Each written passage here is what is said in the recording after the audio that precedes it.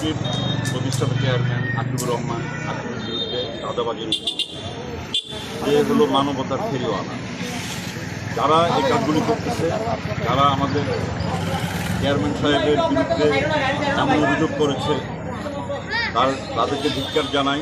আর আমরা সবসময় সমাজের ভালো করে থাকি, আমাদের চেয়ারম্যান সাহেব ভালো করে থাকেন, এটা সর্বজন বিদিত। এটা আমাদের আসলে এলাকাবাসী সবাই এখানে আসলে ন্যায় বিচার পায় এবং সবাই সুষ্ঠু বিচার পায়। আজকে আপনারা দেখছেন যে এত জনগণ একসাথে হয়েছে, হ্যাঁ, এটা এমনি হয় না। প্রতিদিন এখানে প্রচুর সমস্যা নিয়ে দিন কাটাতে হয়।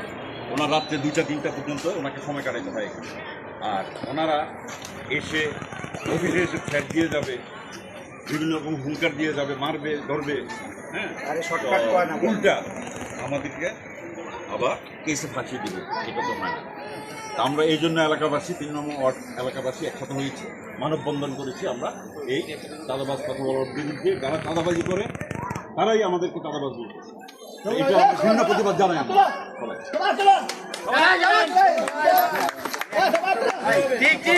আমরা গতকালকে সোশ্যাল মিডিয়ায় দেখলাম যে আশিক নাকি একজন ব্যক্তিকে আহত করছে, এই ঘটনাটা একটু বলেন তো। এটা সম্পূর্ণ একটা মিথ্যা ব্যাপার। এটা আসলে এটা কোনো ভিত্তি নাই। যে জিনিসটার ভিত্তি নেই সেটা অহেতুক এভাবে মিডিয়ায় প্রচার করা একটা মানবতার লঙ্ঘন এবং এটা ওনার মানহানিকর একটা ব্যাপার। আমরা মনে করি যে এটা আইনগত ব্যবস্থা নেওয়া উচিত। সিসিটিভির ফুটেজের সম্পর্কে কি বলবেন?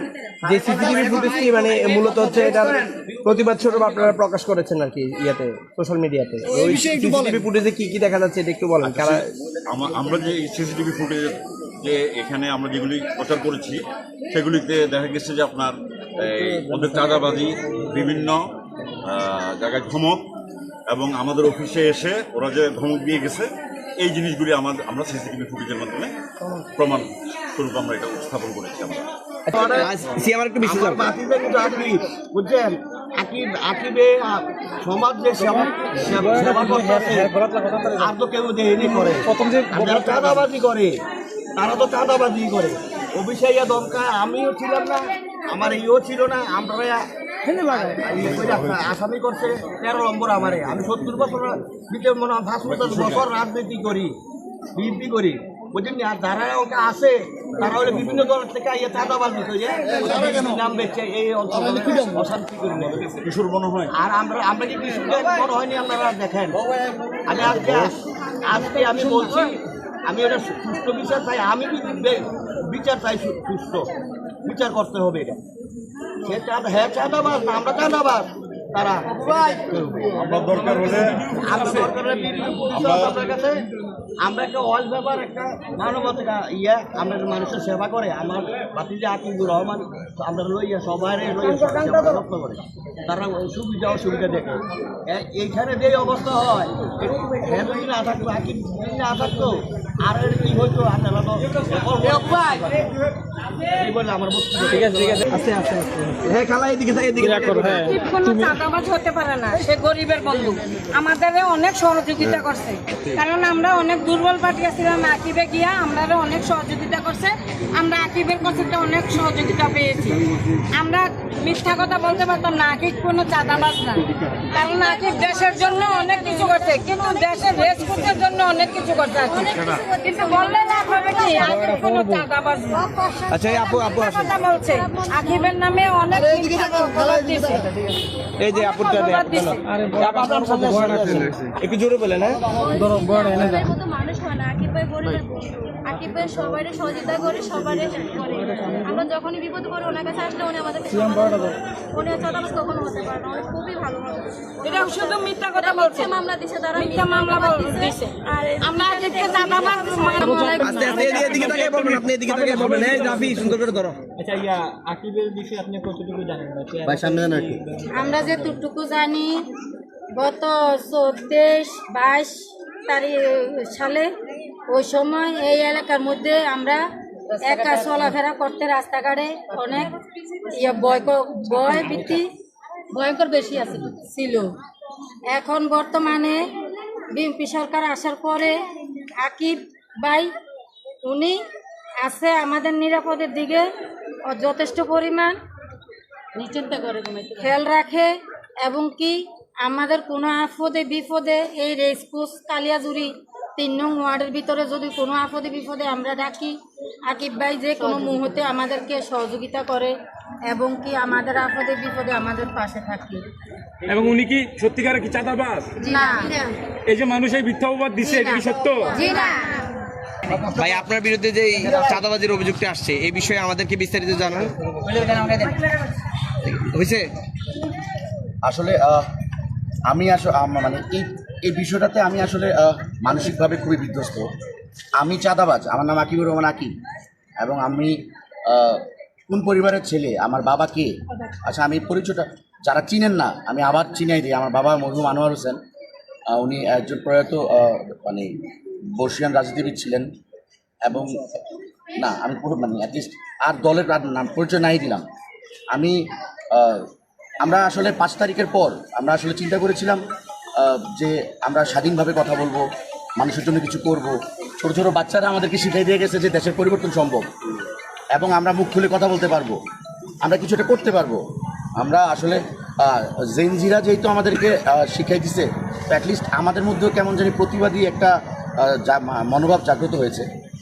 আমরা যেহেতু রাজনৈতিক পরিবারের ছেলে, আমরা ওইরকমভাবে রাজনীতি করতে পারিনি। আমরা গ্র্যাজুয়েশন কমপ্লিট করেছি, প্রফেশনে এসেছি, এবং প্রফেশনে আসার পরে আমরা আসলে এখন আসলে চিন্তা করছি যে সোসাইটির জন্য, এলাকার জন্য, সমাজের জন্য আমরা মনে হয় পারবো কিছু একটা করতে। কিন্তু প্রবলেমটা হলো কি, রাজনীতি মানে আমরা বুঝি হলো মানুষের জন্য কিছু করা, আপনার ক্ষমতা দিয়ে মানুষের জন্য কিছু করবেন। এখন এই গ্রুপিংয়ের রাজনীতিতে আইসা নিজের উপর যে এত ব্লেম, এত মানে এত বিশ্রী মানে ব্লেম দেওয়া হচ্ছে, এবং যারা দিচ্ছেন তারাও আমাদের আপনজনই, তারাও দূরের কেউ না, যারা আমার বাবার সাথে রাজনীতি করেছেন, যারা আমাদের আশেপাশের মানুষ ছিল। অ্যাটলিস্ট আমাদের সোসাইটি থেকে ম্যানারিজম জিনিসটা নষ্ট হয়ে গিয়েছে, আমাদের মধ্যে শিষ্টাচার জিনিসটা নষ্ট হয়ে গিয়েছে, আমাদের মধ্যে আসলে ইউনিটি জিনিসটা নষ্ট হয়ে গিয়েছে।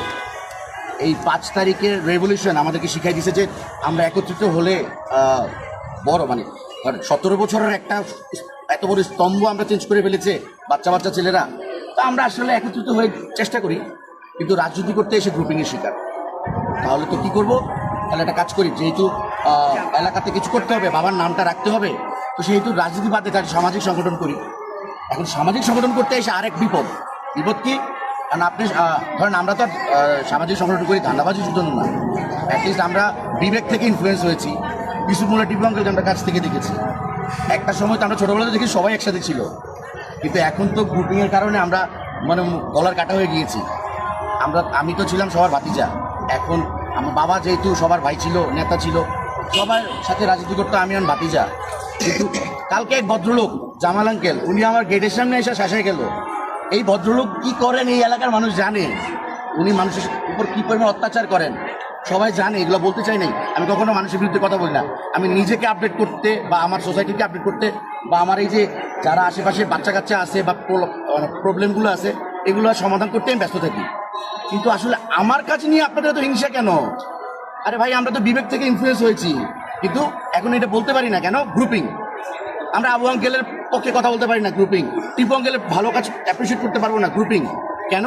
বিকজ আমার সাথে আমি একজনকে রিপ্রেজেন্ট করি, আমি এই নামটা নাই বললাম। আমি আসছি মানুষ বাচ্চা কাচ্চাগুলোকে ভালো করতে বা টিন এজে যারা থাকে তাদেরকে মোটিভেট করতে। কেন আমাকে ধরে মানিয়েছে কিশোর গ্যাংয়ের লিডার। ওকে ফাইন, আচ্ছা আমাকে ধরেন আমার বাবা স্ট্রোক করলো, আমাকে প্ল্যান করে কুমিল্লা আনা হলো, এনে অস্ত্র দিয়ে চালান দেওয়া হলো, অস্ত্র পেলো ব্যাগে কিন্তু দিল কোমরে, কেউ প্রতিবাদ করলো না। আমি তো আর ফালাই দেওয়ার মতো ফ্যামিলি ছেলে না, আমি তো একটা মানে রাজনৈতিক পরিবারের ছেলে। আচ্ছা করলো না, 6 মাস জেল কেটে আসলাম, তারপরও জেল অনেক মানে পবিত্র জায়গা, যাতে আমি অনেক কিছু শিখেছি, আই অ্যাপ্রিসিয়েট দ্যাট, এবং আমি এটাকে সম্মান করি। আচ্ছা এখন এসে চেষ্টা করতেছি কারোর সাথে ভাই রাজনীতি দলাদলি দরকার নাই, সমাজসেবাটা করি। এখন সমাজসেবা করতে এসে জামাল সাহেবের মতো দালালদের করে বললাম, কী রে ভাই ওনারা বিচার আচার করে নাকি ধান্দা করে টাকা খায়, তো এখন না ভাই আমরা ন্যায় বিচার করি ভাই, এটাতে আমাদের তো প্রবলেম। কারণ আপনি আমার অফিসের সামনে এসে ধমকা যাবেন, এই তুমি সমাজ বিচার আচার দরকার নেই তোমার করার। ভাই আমরা তো ভাই পড়ালেখা করছি, আমি নটরডেম ঢাকা ইউনিভার্সিটি আমি ডিবেট দলের প্রেসিডেন্ট ছিলাম, আমরা ডিবেটর, তো আমরা প্রতিবাদ করবো না ভাই? পড়ালেখা করছি ভাই, কেন প্রতিবাদ করার জন্য না, পড়ালেখা করে রাজনীতি করতে আসছি ধান্দাবাজি করার জন্য? ভাই আই হ্যাভ এ মানে আমার কেরিয়ার সম্পর্কে সবাই জানে, এখন কেরিয়ার থেকে শুরু করে সব কিছু। ভাই 20 লাখ টাকা উনি আমাকে বলতেছে, জামাল সাহেব বলছে আমি 20 লাখ টাকা মানে চাঁদা চেয়েছি। আরে ভাই আমার ব্যাপারে কেউ মানে অ্যাটলিস্ট আজকে কুমিল্লাবাসীকে প্রশ্ন করলাম, আপনারা আমার চাচা, আমার গার্জিয়ান, আমি 20 লাখ টাকা চাঁদা চাওয়ার মতো ছেলে, আমি আকিব, আপনাদের ভাতিজাই তো, আমি তো মানে দূরের কেউ না। মানে আমার বাবা প্রয়াত আনোয়ার সাহেব কেমন মানুষ, হয়তো বা আমি একটু প্রতিবাদী মানুষ, আমার কণ্ঠটা হয়তো আপনাদের কাছে, আমার কথা বলার ধরনটা, আমার প্রতিবাদের মানে অ্যাঙ্গেলটা আপনাদের কাছে হয়তো খারাপ লাগতে পারে, বা হয়তো বা আমি এত পলিটিক্স করে কথা বলতে পারি না, আমি স্ট্রেট ফরওয়ার্ড মানুষ, আমি স্পষ্টবাদী কথা বলি। তাহলে কি এর জন্য কি আমাকে একবার কিশোর গ্যাং বলে চালান দিয়ে দিলেন? আচ্ছা ভাই অস্ত্রবাজ বানাইলেন, ঠিক আছে ফাইন, আমাকে এখন আমি কি করবো? What should I do? একজন আমাকে মানে পুরো আমি আসলে আরেকটা কি, সবার মিডিয়ারা আছেন, মিডিয়া হলো একটা সোসাইটির কি মূল স্তম্ভ। যখন মিডিয়াকে চাপা দেওয়া হয় গলার ভিতরে, তখন সোসাইটি থাকে না। আপনারা মিডিয়ার বাইরে কিন্তু ভাই একটা সোসাইটির সবচেয়ে সম্মানিত মানুষ, আপনারা নিউজগুলো মানুষের কাছে প্রচার করেন। ভাই কালকে আমার ব্যাপারে এতগুলো নিউজ চাপা হলো, আমি হতবাক, আমাকে কেউ জিজ্ঞাসা করলেন না। আপনাদের কাছে আমি রিকোয়েস্ট করি, আপনারা গণমাধ্যমের কর্মীরা অনেক সাহসী, আপনাদেরকে অনেক সাহসী, আপনারা অনেক কষ্ট করেন, মানুষের কাছে খবরগুলো পৌঁছান, একটু যাচাই করে দেখেন না প্লিজ। আমি আবার একটু বিষয়টা যে অভিযোগটা আপনার, হ্যাঁ একটু যাচাই করার জন্য রিকোয়েস্ট করতেছি আপনাদের। আপনি কি বক্তব্য দেন? মানে আমি জাস্ট শর্টকাটে বলি, আপনারা মিডিয়া কর্মীরা যারা আমার ব্যাপারে কালকে যে নিউজটা এসেছে, আমি রিকোয়েস্ট করবো একটু রিভিশন দিয়ে দেখবেন প্লিজ, আসলে কি এটা শিওর কি হয়েছিল ঘটনাটা একটু বলো। না ওয়েট কি হয়েছিল আসলে আমি তো বললামই, আমি সমাজসেবা করতে আসছি এই 3 নং ওয়ার্ডে। আমার অপরাধ, আমি কেন বলে ফেলছিলাম কাউন্সিল ইলেকশন করবো, মানে একটা চেয়ার লাগে, কিছুটা করতে হলে একটা চেয়ার লাগবে না, এইটাই আমার অপরাধ। আমরা একটা সিসি ফুটেজে দেখতে পেলাম যে আপনার অফিসের সামনে এসে আপনাকে হুমকি দাম দিয়েছে, আসলে এটা কি কতটুকু সত্য? এটা না ওয়েট হুমকি না ওয়েট তোমাকে দিছিল? আচ্ছা কি হয়েছিল ওই দিন কি হয়েছিল? আমি বলি ও হলো একটা ইলেকট্রিক মিস্ত্রি। এখন দলের নাম ভাঙিয়ে, দলের পদের নাম ভাঙিয়ে ভাই কেন আপনারা এগুলো করছেন? আচ্ছা ভাই অনেক কষ্টে এসেছে ভাই। ওই দিন রাতে কি হয়েছিল? আমরা একটু দাঁড়ান ভাই, একটু দাঁড়ান। দলের পদের নাম ভাঙিয়ে ইলেকট্রিক কাজ যারা করবে কমিশন দিতে হবে, তারপরে টাইলসের কাজ যারা করে কমিশন দিতে হবে, পাইপ ফিল্টার কাজ করলে কমিশন দিতে হবে। কেন ভাই? না হলে মারবেন, ধরবেন। আমার অফিসের সামনে আমি সমাজের প্রতিবাদ করি। কমিশনটা নিচ্ছে কে কমিশনটা? নামগুলো প্রকাশ করুন ভাই। হ্যাঁ দাঁড়ান একটু বলি। এই শহরের মানে দলের নাম ভাঙিয়ে সবচেয়ে বড় ধান্দাবাজ হলো আবু বকর সিদ্দিক শিল্পী সাহেব হলো সবচেয়ে বড় ধান্দাবাজ। এবং এই শিল্পী সাহেবের কারণে আমাদের 3 নং ওয়ার্ডে 2টা মার্ডার হয়েছে। ওনাকে একসময় এলাকা থেকে বের করে দিয়েছিল।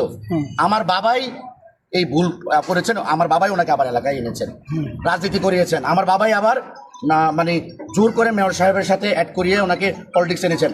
উনি সেই কাঁধে ভর করে আমার বাবার সাথেও বেমানি করেছেন।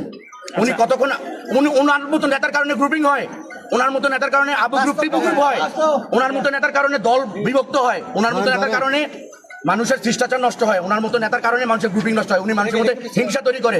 আর কে ছিল? আচ্ছা সবচেয়ে বড় কথা হলো জায়গার ব্যাপার বলছে তো, সবচেয়ে ইম্পর্টেন্ট কথা, মসজিদের নাম ভাঙিয়ে একটা এই যে শিল্পী এবং অপু হলো ব্রাহ্মণপাড়ার অনেক বড় নেতা, হ্যাঁ, আর জামাল সাহেব হলো ওনাদের গুন্ডা। হ্যাঁ, উনি 5টা আংটি দিয়ে নাকি থাপ্পড় দিলে গালে দাঁত পড়ে যায়, উনি ভয় দেখায় সবাইকে। আচ্ছা মূল কথা হলো একটা ওয়ালকে কেন্দ্র করে একটা এলাকার ভিতরে 6 নম্বর ওয়ার্ডে একটা বড় জলা, এটার ওয়ালটাকে ভাঙলে 20 লাখ টাকার জায়গা 60 লাখ টাকা হয়ে গেছে। আর এলাকাবাসীর দাবি ছিল, যার জায়গাটা ছিল উনি বলছিল এটা মসজিদ দিতে, আর 10 লক্ষ টাকা দিবে মসজিদটা ভিত্তি তৈরি করার জন্য। ওকে ফাইন, আমরা কথাবার্তা বললাম, মিটিং হলো, 10 লাখ টাকা দিবে, 2 ঘন্টা জায়গা দিবে। তো ওই ভদ্রলোক যে জায়গা দিচ্ছেন উনি চাইলে 2 কোটি টাকাও আপনারা চাইতে পারতো, কেন 100 ঘন্টা জায়গা আপনার 3 ডাবল 4 ডাবল লাভ হয়েছে, তো আপনারা দিলে প্রবলেম কি? ওনারা মসজিদের আশা করে পুরোটা মুরব্বীদের সাথে এলাকার মানুষের ইমোশনের সাথে খেলে ওনারা আর মসজিদ না দিয়ে জায়গা বেচা কিনা শুরু করলো, ব্যবসা করা শুরু করলো। তখন আমরা আসলাম, কেন ভাই কি হয়েছে, আপনারা কেন এটা করতেছেন, কেন মুরব্বীদের ঠকাচ্ছেন, কেন মুরব্বীদের রেসপন্স দিচ্ছেন না? ওনারা কি করলো, আমাদের ডিনাই করার পর শুনলাম 6 মাস হয়ে গেছে মসজিদের অ্যাকাউন্টের থেকে টাকা 10 লাখ নিয়ে গেছে। তখন আমরা জোর করে আবার এই টাকা আদায় করলাম, আদায় করে শিল্পী সাহেব আবু বকর শিল্পী সাহেব ওনার সাথে যারা ছিলেন জামাল শরীফ, তারা মানে টাকাটা না 10 লাখ টাকা নিয়েছেন ওনার ছেলের পড়ালেখার জন্য। আচ্ছা, এরপর জায়গা ব্যবসা করো ভাই, ভালো কথা, একটা মসজিদ নিয়ে মানুষের ইমোশন এটা। আরে ভাই আমরা ধর্মীয় ইমোশন নিয়ে কি করো তোমরা ভাই? মসজিদ নিয়ে কেন ব্যবসা করতে আসছো? মসজিদ বুঝাই দিয়া তোমরা মানে তারপর তোমরা ব্যবসা করো, এটা সহজ ব্যাপার ভাই। এত টাকা লাভ করতেছে একটা মসজিদ বুঝাইলে প্রবলেম কি? এই আন্দোলনটাই আমরা করছিলাম, এই আন্দোলনের কারণে ভাই মানে আমাকে এত অত্যাচারিত, আমি এত অত্যাচারিত, আমার কাঁধে সমাজসেবা করতে এসে এই ব্লেম।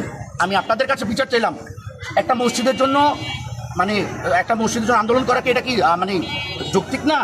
আমি মুসলমান হিসেবে কি যৌক্তিক না? মসজিদের নাম ভাঙিয়ে ওরা ব্যবসা করবে? আপনি অপু সাহেব, আপনি জাভেদ সাহেব থাকতেও ব্যবসা করলেন, আপনার মানে আওয়ামী লীগ থাকতেও ব্যবসা করে গেলেন, এখন বিএনপি আসছে, এখন আবার আরেক এমপির নাম ভাঙিয়ে ব্যবসা করবেন? ভাই এটা কেমন কথা? কিন্তু সব করলেন, যান আপনি আওয়ামী লীগের সময় ব্যবসা করলেন, বিএনপির সময় ব্যবসা করলেন, আপনি ব্যবসায়িক মেধা ভালো করলেন না? আপনি ব্যবসায়িক মেধা ভালো করলেন, করতেই পারেন, স্বাভাবিক, আপনার ব্যবসায়িক মেধা ভালো করতেই পারেন, কিন্তু আপনি মসজিদের নাম ভাঙিয়ে করতে পারেন না। মানুষের ইমোশন নিয়ে তো আপনি খেলতে পারেন না ভাই। আবার মুরব্বীদের ধমকাবেন। আপনি শিল্পী সাহেব মানে কি হয়ে গিয়েছেন ভাই? আপনার তো একটা ব্রোকার ম্যান, আপনি কেন একটা মুরব্বীদেরকে ধমকাবেন? মসজিদের জায়গা থেকে মানে মসজিদের নাম ভাঙিয়ে ব্যবসা করবেন আর জায়গাকে ধমকাবেন?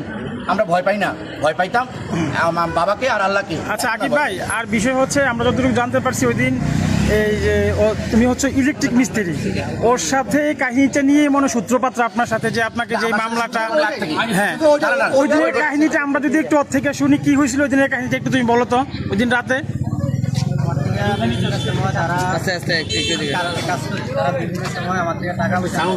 হ্যাঁ, কে নিছে তোমার থেকে টাকাটা? হ্যাঁ,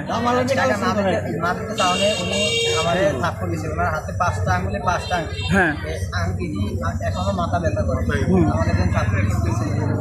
এবার ঈদের আগে দিয়ে আমার বাচ্চা অসুস্থ, সদর হসপিটালে ভর্তি, হাম হয়েছে, বাচ্চা মারা যাওয়ার অবস্থা, এরকম অবস্থায় হয়ে গেছিলো। পরে আমি আমার কাছে টাকা চাইছি, ঈদের সালামি চেয়েছি তারা, পরে আমি দিতে পারি নাই। এরপরে তারা আমাদের পোস্ট আসে, আমার পাইলে তার মারবো, এরকম প্ল্যান করে আসছে। আমি কাজ করি বলে কাজ করি তাদের ভয়ে। এখন বাইরের অফিসে আসছি, কাজ করতেছি, তারা কীভাবে জানি বুঝতে পারছে যে আমি এখানে কাজ করি, তখন তারা এসে আমার তুলে নিতে আইয়ে আমার তুলে নেওয়ার লেগে আক্রমণ করছে। আমি ভয়ে আইয়া ভাইয়ের কাছে আশ্রয় এসেছি। পরে ভাই বাধা দিছে তো? বাধা দেয় নাই ভাইয়া আমাকে। না, আমি জিজ্ঞাসা করেছি ভাই, হ্যাঁ আমি জিজ্ঞাসা করেছি ভাই, আপনাদের তো আমরা রেসপেক্ট করি, আপনার সাথে সম্পর্ক তো আমরা ভালো, তো আপনি বললেই পারতেন রাকিবের কোন দোষ থাকলে আমি নিয়ে আসতাম, আপনি এসে ওকে মেরে ফেলবেন, গুলি করবেন, এইটা করবেন, আমাকে দেখে নেবেন আমি কি হয়ে গেছি। আমি তো কখনো আপনাদের সাথে এমন বেয়াদবি করি নাই। আপনি ফোন দিয়ে বলতেন যে ভাইয়া মানে রাকিব বেয়াদবি করছে, আমার কাছে নিয়ে আসো, তাহলে আপনি এসে আমাকে বলতেছেন আমি কি হয়ে গেছি, সমাজসেবা বন্ধ করে দিতে, হ্যাঁ আমারে রাখবেন না, আমারে ফালাই দিবেন, এই করবেন সেই করবেন, আমাকে সমাজে বেজ্জতি করবেন। ওমা, তাহলে এটা কি মানে আপনি জামাল সাহেব, শরীফ সাহেব, শিল্পী সাহেব, আপনারা কি এটা কি জনগণ জানে না? কয়দিন ভয় দেখাবেন? অ্যাটলিস্ট আমাদেরকে পারবেন না ভাই। হাতে হ্যান্ডকাপ পরে আমি বাবার জানাজা দিয়েছি। আমি কুমিল্লা শহরের মানুষকে জিজ্ঞাসা করতে চাই আমি কি এই ধরনের ছেলে, বা আমাকে আপনারা চিনেন না? আমি হাতে হ্যান্ডকাপ পরে বাবার জানাজা দিয়েছি, আর আজকে জামাল সাহেবের মতো, শরীফ সাহেবের মতো, শিল্পী সাহেবের মতো লোক আমাকে আবার মানে ফেক নিউজ করে, আপনাদেরকে ইনফ্লুয়েন্স করে, মিসগাইড করে আমাকে আবার বদনাম করবে। আমি এটা তীব্র নিন্দা জানাই এবং আমি এটা তীব্র প্রতিবাদ জানাই, এবং আপনাদের মাধ্যমে আমি একটু রিকোয়েস্ট করবো ভাই প্লিজ আবার একটু যাচাই করেন ভাই, কে চাঁদাবাজ আর কি। ভাই নিজে হসপিটালাইজড আছেন বর্তমানে, হ্যাঁ, এই যে মাথায় ব্যান্ডেজ বা বিভিন্ন ধরনের আঘাত, তাহলে এই বিষয়টা কি না আসলে এটার কি জানা গেছে, এই ঘটনাটা আসলে কি আপনারা একটু মারার দেখেন শুনেন, ওনারা হলো তো আমি বলি যে স্পটে ওনাকে উনি বলেছেন, ওই স্পটে আমার একটা ভিডিও ভাইরাল হয়েছিল, আমরা ছিনতাইকে ধরেছিলাম। এই স্পটটা হলো ছিনতাইকে। খবরদার এই ধরনের বাজে কথা বলবেন না, যে কোনো ব্লেম দেন। আপনার মতো ভাই এত ন্যারো মেন্টালের মানুষের গায়ে হাত দিয়ে আমরা কি এরকম ছেলে নাকি? আমরা আইনে আশ্রয় নিব? আমরা সমাজে আইনকে স্টাবলিশ করতে চাচ্ছি, পুলিশের ভয় মানুষের মনে ঢুকাতে চাচ্ছি, পুলিশের ভয় নষ্ট হয়ে গেছে, ওগুলো পুলিশের ভয়টা দরকার সমাজে, পুলিশকে মানুষ মানতে হবে, আইন শৃঙ্খলাকে মানতে হবে, আমরা আইন শৃঙ্খলাকে হেল্প করি। আর ওনারা কত বড় সাহস, ওনারা আমার ইউনিফর্ম নিয়ে কথা বলে, how dare the man. CCTV footage দেখা যাচ্ছে যে এখানে কারা আসছিল, কি বলছে, আমাকে ছোট করে শর্ট করে বললেই হয়, কারণ এখানে সারাক্ষণ বলতে আমার একটি সাবেকটা বললাম আর কি, এটা বলে দিছি, বলে ফেলছে মানে, আচ্ছা আবার একটা শর্ট করে বলে, আচ্ছা না বলছি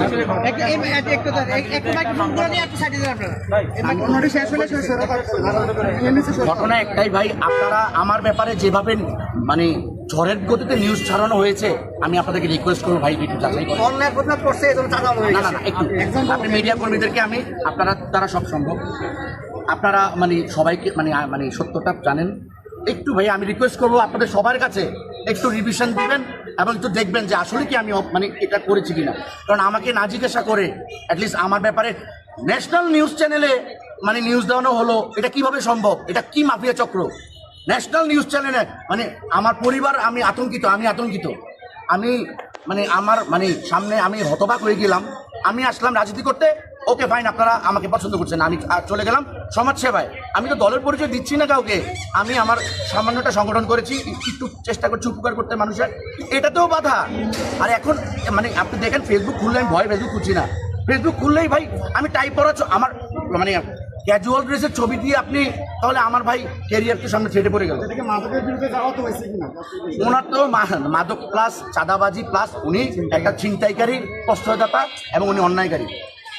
এটা প্রতিবাদ করাতে আজকে এটা আচ্ছা ভাই, ঠিক আছে। আচ্ছা ভাই, আরেকটা বিষয় হচ্ছে যে এখানে নির্বাচন কোনো ইস্যু কিনা? হ্যাঁ নির্বাচন